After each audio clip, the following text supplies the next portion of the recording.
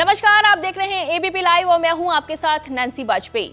लोकसभा चुनाव इस बार 7 चरणों में हो रहा है। देश भर की 102 लोकसभा सीट के लिए 19 अप्रैल को पहले चरण के लिए वोटिंग है। इस चुनावी रिपोर्ट में हम बात करेंगे मध्य प्रदेश और महाराष्ट्र की। आखिर पहले चरण में मध्य प्रदेश और महाराष्ट्र की कितनी सीटों पर मतदान होगा, जानते हैं इसकी पूरी डिटेल। सबसे पहले बात मध्य प्रदेश की करेंगे। पहले चरण में मध्य प्रदेश की 6 सीटों पर चुनाव है। मध्य प्रदेश की 29 लोकसभा सीटों के लिए 4 चरणों में मतदान होना है। पहले चरण में प्रदेश की 6 सीटों के लिए 19 अप्रैल को वोटिंग है। ये 6 सीटें हैं छिंदवाड़ा, बालाघाट, जबलपुर, मंडला, सीधी और शहडोल। पहले चरण के चुनाव में छिंदवाड़ा सीट पर सबकी नजरें टिकी हुई हैं। इस सीट पर पूर्व सीएम और कांग्रेस के वरिष्ठ नेता कमलनाथ के बेटे नकुलनाथ दूसरी बार चुनावी मैदान में हैं।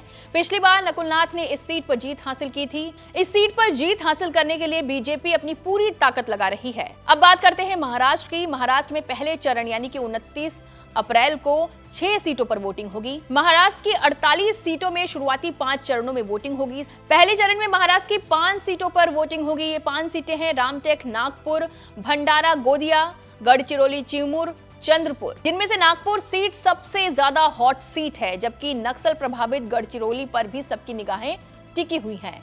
नागपुर महाराष्ट्र की सबसे महत्वपूर्ण लोकसभा सीटों में से एक है, क्योंकि यहां से बीजेपी के दिग्गज नेता और केंद्रीय मंत्री नितिन गडकरी तीसरी बार बीजेपी के प्रत्याशी हैं। कांग्रेस ने उनके मुकाबले नागपुर के ही अपने एक विधायक विकास ठाकरे को टिकट दिया है।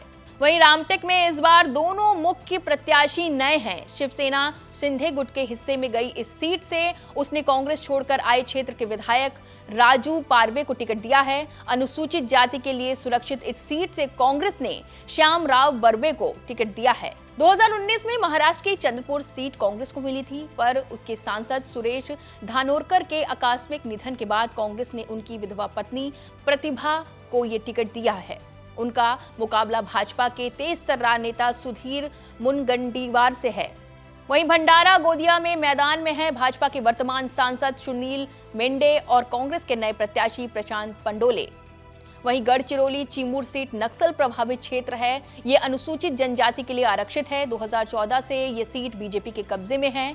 बीजेपी ने साल 2014 से लगातार 2 बार इस सीट से चुनाव जीतते आ रहे अपने सांसद अशोक नेते को अपना प्रत्याशी बनाया है। वहीं महाराष्ट्र में महाविकास अघाड़ी में सीट शेयरिंग में ये सीट कांग्रेस के हिस्से में आई है। कांग्रेस ने डॉक्टर नामदेव दासाराम किरसन को इस सीट से अपना प्रत्याशी बनाया है। साल 2014 और 2019 के लोकसभा चुनाव में बीजेपी ने कुल 48 सीटों में से 23 तो वहीं शिवसेना ने 18 सीटें जीती थी। साल 2024 के चुनाव में एनडीए के लिए 400 पार का लक्ष्य रखने वाली बीजेपी क्या महाराष्ट्र में इस बार भी 2019 जैसी सफलता दोहरा पाएगी? बहरहाल 24 के चुनाव में किसकी किस्मत चमकेगी, इसके लिए 4 जून का इंतजार करना होगा। फिलहाल इस रिपोर्ट में बस इतना ही। तमाम छोटे बड़े और चुनावी अपडेट्स जानने के लिए देखते रहिए एबीपी लाइव।